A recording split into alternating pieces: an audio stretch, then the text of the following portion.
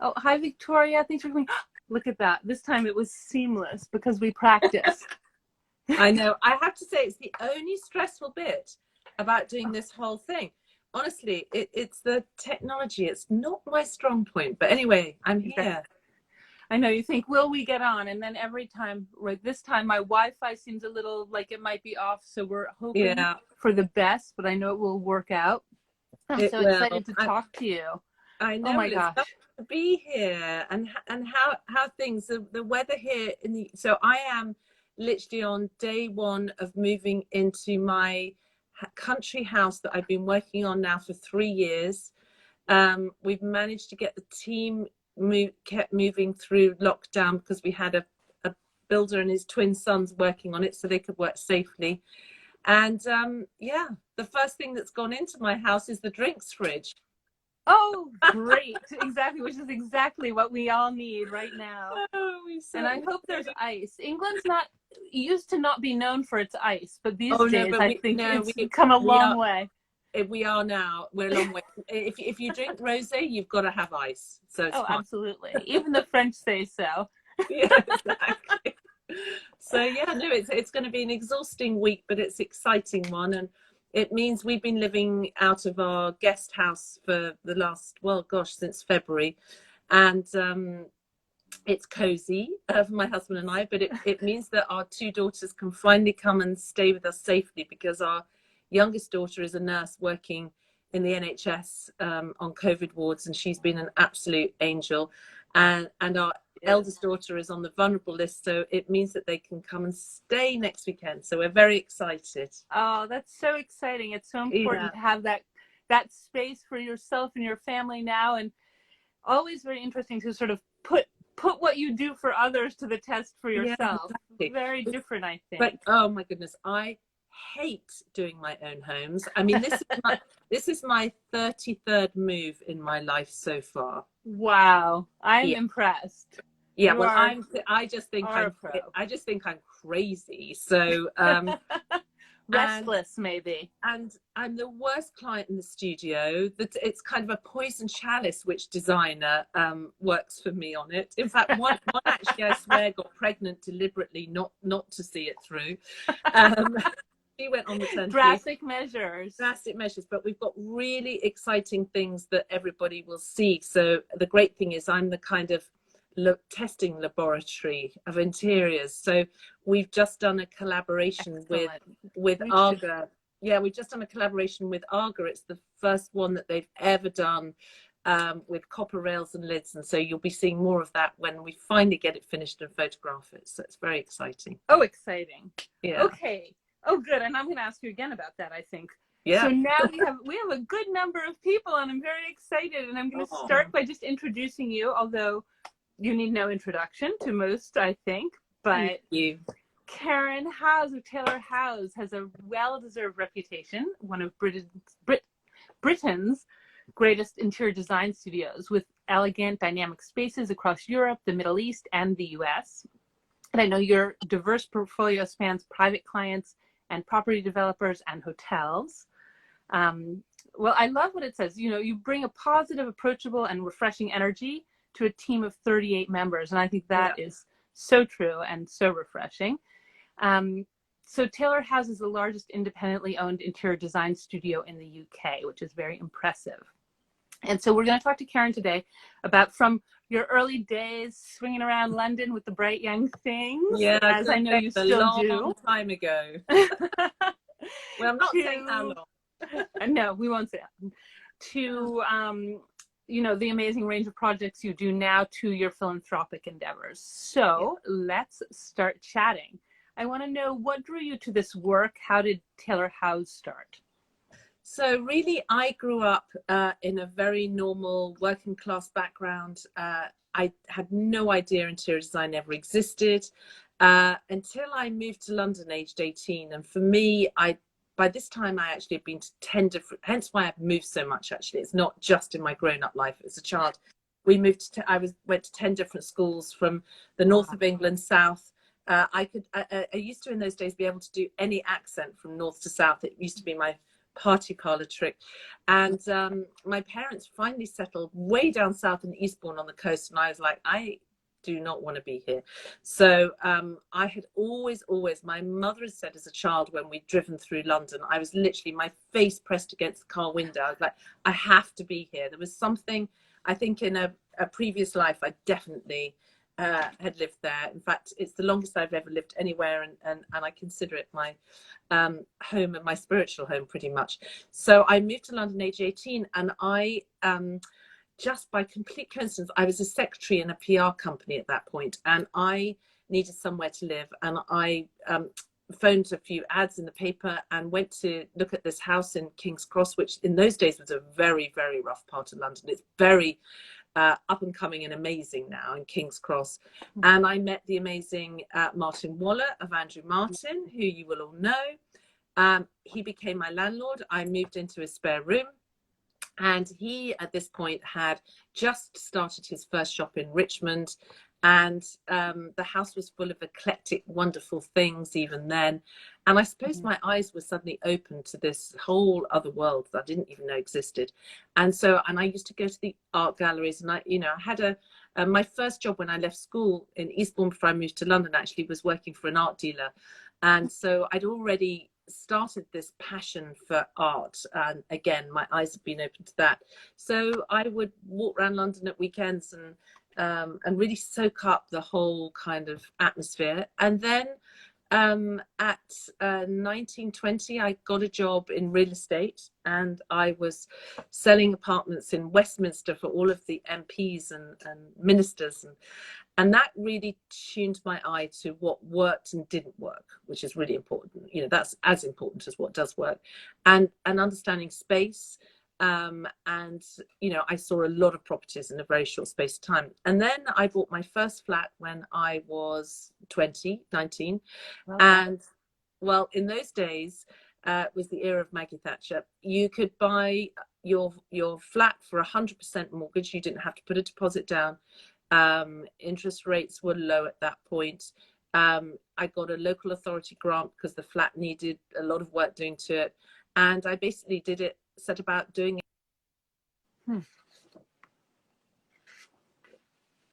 Sorry, I don't know how you stop calls coming in, so apologies if that happens. Turn that off. Oh, is that what happens? I don't know how to do that even after all these.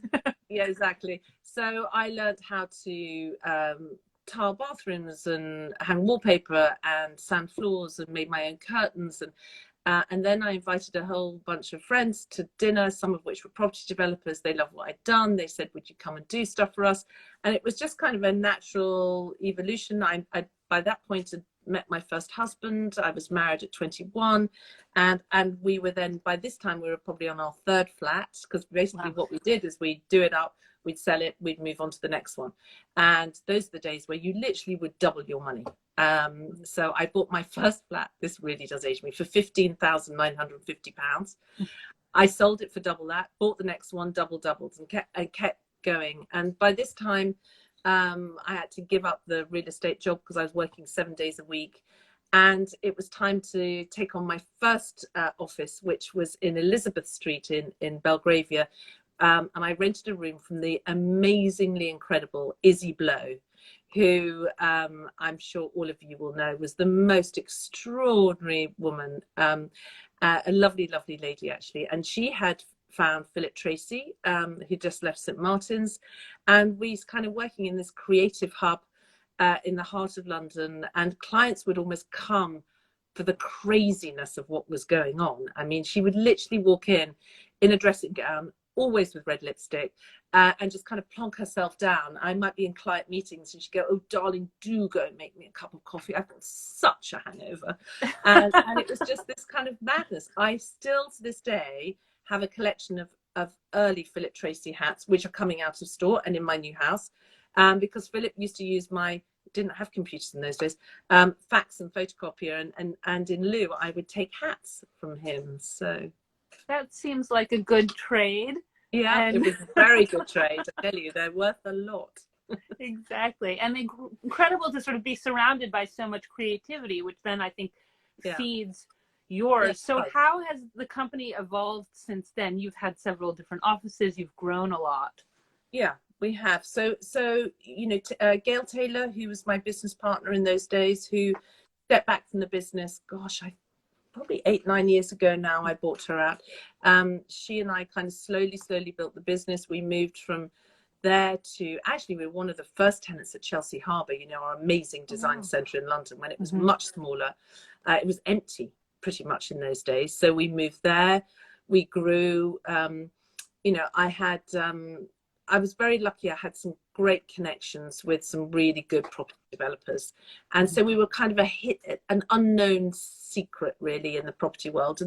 And then the great thing about doing work with property developers is you build your profile because everybody gets to see your work. As opposed to private client work, you know, our website at Taylor House, you know, what you see is a bit like an iceberg. You just see a little bit of all the volume of work because private clients are in the very name private, and they don't always want their homes splashed everywhere. So the property developer side really kind of helped us build momentum, and yeah, we've just grown very organically, very slowly. We have honestly the best team ever at the moment. Having seen how they've all managed during lockdown and COVID has kind of blown me away. And then my second family. I mean, to me, my first passion is people and connecting, and I love business and I love design. So I've kind of been able to combine all of my passions and energies in one job. So I feel very lucky. That's amazing. Well, I think it's probably, I mean, to some extent rare to have creative people who are also really amazing managers and business people. And I think that is one of the things that sets you apart. So, aside from that, I wanted to sort of talk about your working process when creating a room or space in your interior, because you work with a lot of different categories of clients. Yeah. So I wondered if you have a different approach when you're working with private clients or developers or commercial projects. I mean, to some extent, no, in the early stages, and then it kind of changes depending on which road you're going down, whether it's the private client route or the hotel or the developer route. So, you know, everything starts from the first on the first same journey, which is communication, listening and understanding, getting to know the brief, getting to know the project, getting to know the client. I mean, those are, you know, once you get that right, then you've got your foundations right for the project. I was lecturing at KLC this week to students, and I was talking them through this whole process. And that is, you know, the quicker and better you can get to know your client, the easier the project's going to be. I mean, our core values are passion, honesty, and kindness. And when I have a client in the studio, so that's another thing that I really encourage. Well, pre-COVID we still will do it. You know, people really get a sense for who we are and how we work when they come into our home, the studio, and see the team and see how we operate. And we have a huge poster in there, which is our core values of passion, honesty, and kindness. And I look them in the eye and I say to them, and what are your core values, and how do those core values sit with you? And I can see by the look on their face, if they've got the same core values of us, then we're kind of off, and it's a really much easier journey. Of course, you know, one wants to get to the point where you've got a waiting list of people with all of those core values and good budgets, but working on that one. And then it's building up the framework. I often say doing an interior, whichever dimension it sits in, is really a bit like doing a jigsaw puzzle. You know, you've got to get your framework in first. You start with your corners and then you build that in, and then you fill in all the other areas. So we'll do that with a process of a whole heap of questions. You know, what they don't like is as important as what they do like. And then we create a brief that, you know, sometimes clients are very organized and give us a brief, but often they don't know what they want. So it's more, you know, this is your start of your role as a psychotherapist with the family, and the whole thing of drawing out that information that you need to create the perfect interior. And for me, a perfect interior is one that's practical as well as beautiful, because if you don't have that practicality, it's really irritating and it's not going to work. And then we do concept documents, and we say that we're really happy for clients only to instruct us on that first phase, and we do it for a fixed fee depending on the size. And from that, at the end of that, we'll have a really great set of floor plans. we'll help them put a team together often. I mean, we're often brought in a head of architects now, which is amazing for us to help put that team together. We'll have done floor plans. So floor plans are your kind of key to everything, because from that you will know the direction your lighting is going, your M&E is going, and that whole framework, and then the look and feel. So, we ask clients, are they matte or glossy? What restaurants do they like? What hotels they like? And we kind of incorporate that in a kind of early lookbook to make sure that we've interpreted what we think they want. So that's kind of the early process. That's amazing. And that really requires a lot of listening and then a lot of collaboration. I think also probably that kind of process helps when you're building the team and being able to sort of work with and manage all of those different people. Yeah. And so I was going to ask you about your dream project, but I imagine you may have already done some of them, and there may be some coming, and there may be different dream projects in different areas. But here's the simple question: what's your dream project? Well, we have just finished, actually. Well, we're working on one, and we've just finished one. So we've just finished this extraordinary house in the middle of the Cotswolds, which is one of the most beautiful parts of England. It sits in 25 acres of land that wouldn't normally be allowed to be built on, but in the UK we have about 4 or 5 times a year the government grant planning permission for a house of amazing architectural merit to be built somewhere that it wouldn't normally be allowed to build. And the reason it's a dream project is we've got dream client who's got vision and is passionate about it, and has really put her heart and soul into the whole thing for her family. And they're really lovely family, great budget, amazing location, great architect. So we start already with great bones to work with. And then it's just been an amazing collaborative process with all of that. And I handed it over last Friday. And it's not very often I'm lost for words, as you guys will learn through this talk. And I was literally speechless. I was exhausted by the end of the walk around with the client, which is quite interesting, because if you get an interior that is so textured and layered that it stimulates the brain to an extent where you're literally blown away. And I drove home, my journey back, just didn't want to speak, wanted to soak in the whole thing of it. Will we be able to photograph it and show it you guys? I'm not sure. Please. I know. We're hoping that we will be able to, but we absolutely respect our clients' privacy, so we go to a lot of lengths to do that. It's very, very special. It will win lots of architectural awards for sure, and the interior is kind of one of a kind. So I'd had on my wish list a country estate, so tick that one, but I would still like more.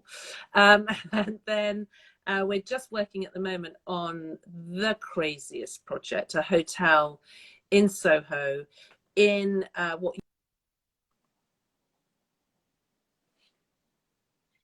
I'm just going to plug in case I run out of juice, which would be a disaster. So forgive me. Oh, yes. Plug that in.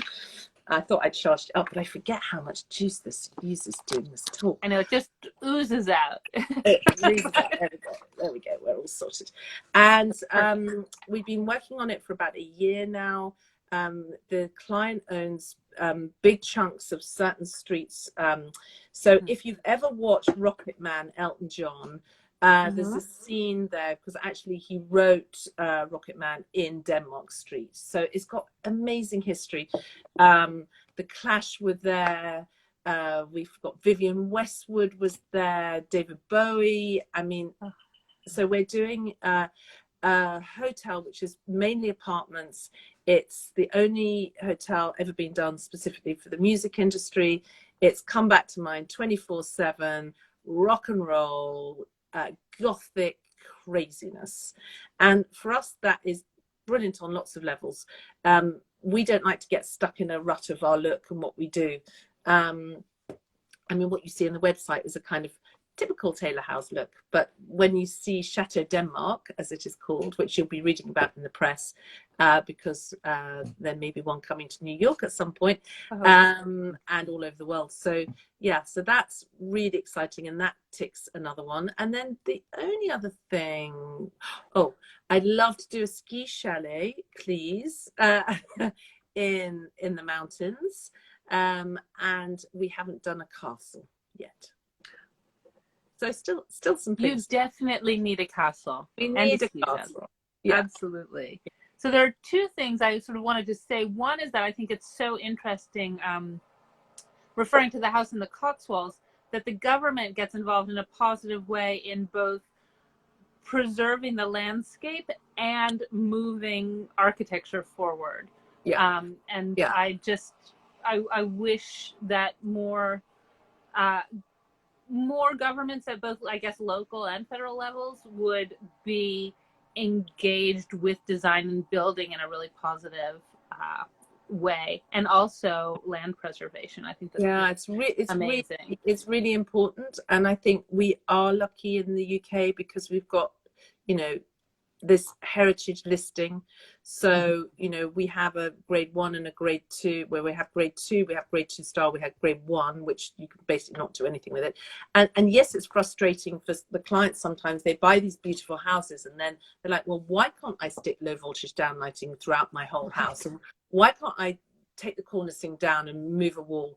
But actually what that does, and we've done a lot of them, is it makes you more creative. You find ways around those issues, and you preserve the integrity of the building. And I think it would be tragic if we didn't have that. We'd lose so much of our culture and heritage. You know, like everyone, would probably get a bit frustrated about how slow the planning process can be, although actually the government are promising that they're going to speed it up. And I think, you know, following COVID and lockdown, you know, I think a lot of us aren't going to need so much office space, and our government's already talking about pushing through quickly planning permissions to turn more offices back to residential, because particularly in our cities, you know, we have taken what might have been originally a residential area or home and turned it into offices. So we're going to see quite a big shift, certainly in London and the big cities. So that would be quite interesting. That would be really interesting.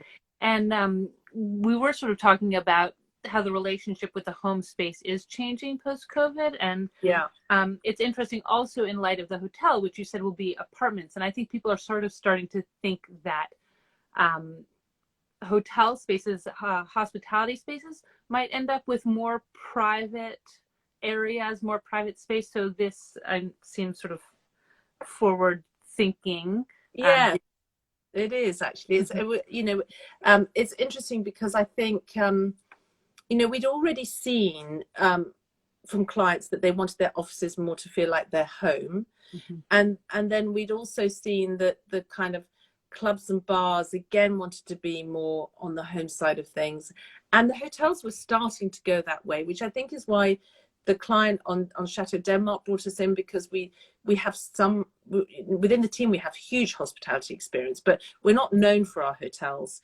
And it's interesting as well, we've been approached on a mega boat for the same reason, is that they don't want a typical boat designer or hotel designer, because sometimes they can get stuck in what they're used to doing, and they wanted somebody who is used to creating super homes, I guess, to bring that kind of element to it. So definitely the hospitality industry is already saying, we, you know, clients do not want to be checking into huge mass hotels with big communal areas, with big corridors that they've got to, you know, brush past lots of people. They want to feel that they're kind of home from home. So I think we're hitting the market just right on that one. So that's exciting. I think in terms of the requirements inside the home, we've won quite a lot of projects during lockdown, for some from existing clients, which is lovely, who are like, Karen, I'm at home and you did this for me 8 years ago, and the kids have grown up a bit, and we've got one in Knightsbridge we're doing at the moment.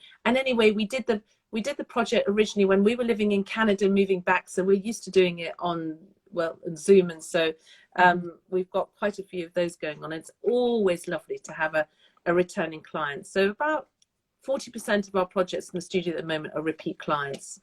We've just finished one in Chelsea Barracks, which is one of our most prestigious developments in London, for a client that I did a penthouse flat for 18 years ago. And he's like, Karen, I'm back. I want you to create the best apartment you've ever done. It'll be the last one I ever do. He's not that old, actually. He'll do more. Oh, that's exciting. I just walked by that development in, I think, January. I was there. Yeah, it's beautiful. Beautiful, amazing. Yeah, it is. It's beautiful. Yeah, the inside is quite breathtaking, and the facilities they have there are amazing. So he's been very happy in lockdown in there. Yeah. Well, it's interesting because you do sort of cater to the luxury clientele, for lack of a better word, but also work a lot on philanthropic projects. So I wanted to sort of turn to that a little bit. Yeah. We've been asking sort of how you see the interiors industry contributing to society, and you have sort of a few concrete ways in which you do and specific projects. So I know you've been on the Place to Be Development Committee. Place to Be. Also, So Rest. So Place to Be, I got involved. I've been involved in that charity now for over 10 years. The founder actually came, KLC, the teaching school here in London, which I'm very involved in, was asked to design some rooms for a Place to Be. I met Benny, our founder, and just completely fell in love with her. She's one of those women who just gets on with it. Wow. And so I got involved with that, got involved in the fundraising board. Our patron is Her Royal Highness Princess Kate, and she found us, so we're very proud of that. And she's very involved, which is great. And so now, actually, I've stepped back a little bit from the development board. My husband actually is still on it, though, but I do organise a carol concert every year for the interior design industry, and we have an amazing time, and we get great celebrity readers, and we're actually just in discussions of how that might look like this year in view of what's going on. And so we may televise it, or we may do something on Instagram, or we're definitely not going to give up and give in, so we'll definitely do something on that. The Met did, sorry to interrupt, I was going to say the Met Opera did their gala on Zoom, and it was amazing. It was amazing. Why not? In fact, actually, then I've got no excuses from any celebrities. They've got no excuse because they can pre-record it, so that's great. and really, just that charity, give a bit of background, is basically a children's mental health charity. What we do is we train counsellors and we put them into underprivileged schools from 4 to 11, and actually now onward. And it's a room in a school where they can go and talk about their issues. And let's face it, we all have mental health, and our children need to be able to talk about all of the stuff. We moved really super fast when Grenfell Tower happened here in London, and the awful atrocities we had in Manchester. So I will always be involved in it. It's something very dear to my heart. And then a couple of years ago, before even the pandemic hit, I got a message from a nurse in one of our hospitals in London saying, please, would you come and help? We have a room where the nurses rest, and it's shocking. And just buying them cookies and biscuits just isn't enough anymore. Our nurses go above and beyond. So I said to her, right, I'm on my way, because my youngest daughter is a nurse. My aunt was a nurse. My sister-in-law was a nurse. My first husband tragically died of a heart condition age 29, and the nursing he had through that was amazing. My mother been in hospital for 6 months with a broken back. So I'm like, right, payback time. So I go and meet this extraordinary ward sister called Nadia. We just instantly hit it off. And for me, the whole journey was, as it is actually with all of my projects, it's all about, come and join us. You want to come in and say hi, Russell? Say hi to everyone. Hello. Yeah, how are you? It's good to see you. Let's finish this and you can come back. Sorry. No, we get it. No. Yeah. It's not. Well, the farm grew all the plants now. I'll keep talking. I'm telling you about the nurse. Oh, good. Okay, he's telling you that amazing. We've been growing some plants, and they've grown. We have radishes, beets, and I believe carrots too. So this is exciting news from the States. That is very exciting. That's what we want to hear. My tomatoes. Apologies for interrupting. No, we love it. It's life. I am sitting from my window looking at my tomatoes that are looking like they need some more food. They're wilting a bit. I need to go and do that afterwards.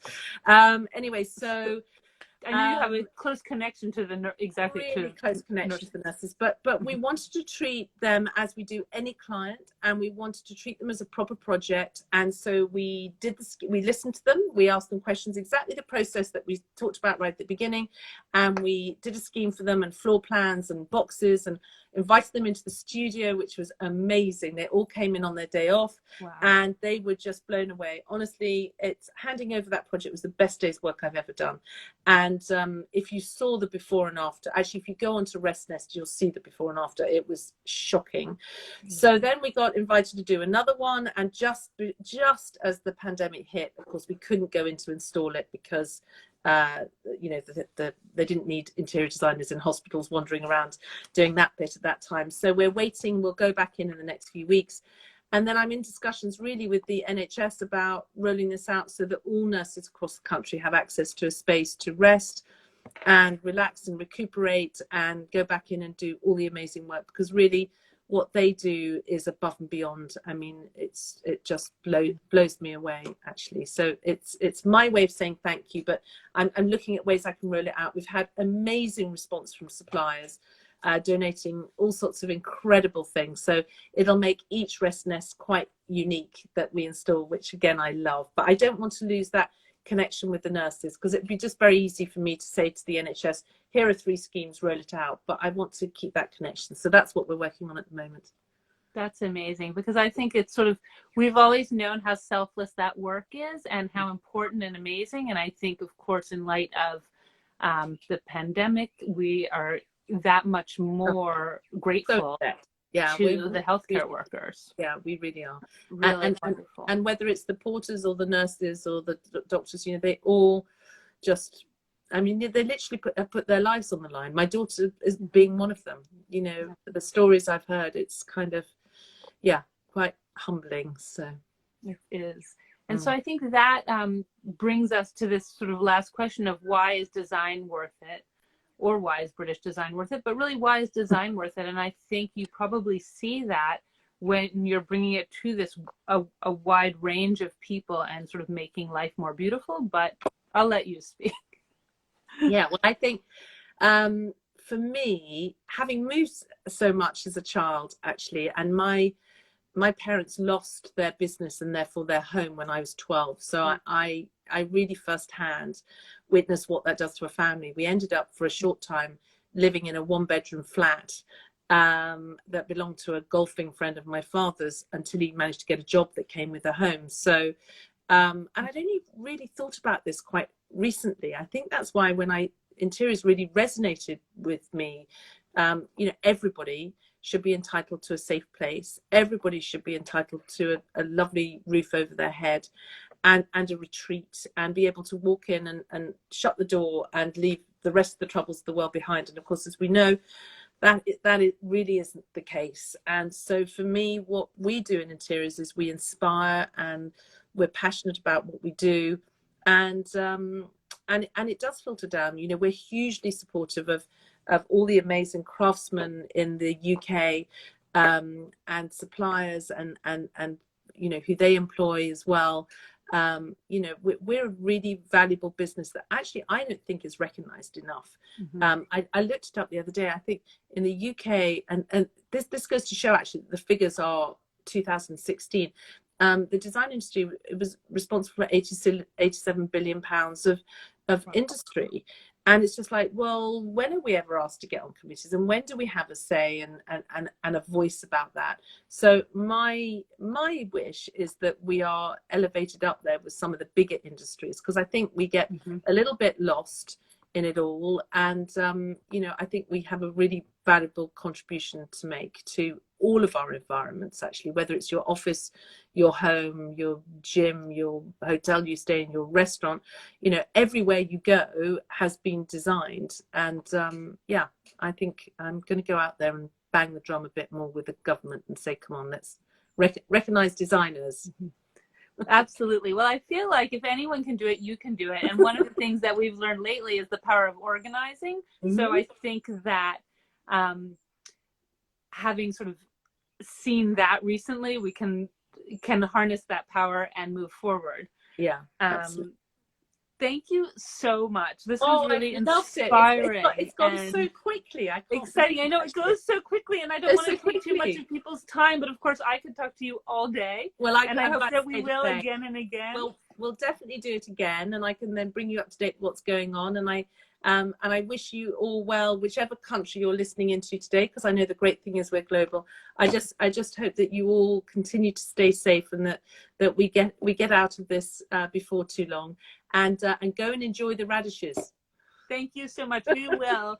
So thank you everyone for joining us at Interiors Academy with Karen Howes of Taylor House. And thank you to Karen, and we will see you soon.